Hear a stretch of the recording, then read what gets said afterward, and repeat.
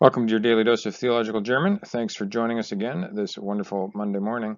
Before I start translating today, I just want to make a very short plug. If you are enjoying these videos and finding them useful, I would encourage you to consider subscribing to the channel, just to let the YouTube overlords know what the actual interest is in these videos so that they, well, maybe, put them in people's suggested videos where relevant, etc., in ways that are helpful, not just to growing this channel, but to providing this content to people that actually would be interested in it and want to see it. And on that note, I would also encourage you to share this with anybody you know that would benefit from a daily dose of theological German for whatever reason, whatever program they might be in, or whatever type of research they might be doing.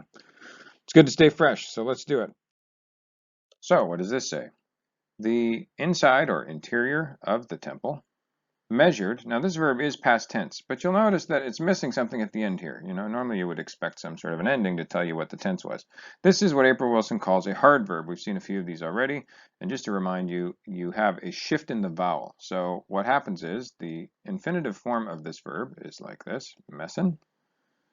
And when it's in the past tense, it basically drops this ending and changes the vowel to an A. So that's what happens in the case of certain verbs, and so you want to be on the lookout for that. If you see something that looks like it should be a verb, and yet for some reason it's missing the ending that you would expect, you want to try to predict a vowel change and figure out what the infinitive vowel structure might have been and go look that up and see if it matches your context.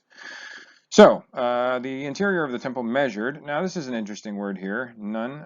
Now is usually how you want to translate that, but in this case, it's important to distinguish it from another word for now, which is often used in German, which is the word jetzt. And jetzt means right now, at this moment. It's a present, concept.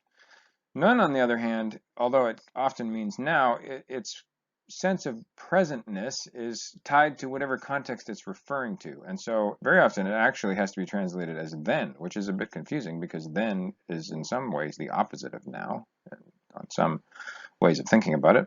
But this word is really saying something about the time frame that's being referred to. And so in this context, you could even say something like the interior of the temple at that time measured, or back then, or something like that, to tie it to the context of what you're talking about in this particular article. So the interior of the temple at that time measured around 10 by 30 meters. The inaccessibility and unavailability of God is thus also architecturally emphasized. So a couple of things here. You'll see these words are kind of these big long words. These are abstract nouns, which you can tell because of the ending kite, which is a common way of taking an adjective and making it into an abstract noun, or an adverb, I guess you could also do that with. In this case, both of them are also kind of negated ideas by the use of the prefix un, and you will actually find that you may have difficulty finding words like this in the dictionary if you just try to look in the U section, because very often these negated forms are not listed in the dictionary, and so you actually have to look them up under the regular form. Now, sometimes they are listed this way. However, if you look for that first and it's not there, then you got to go look up the unnegated form.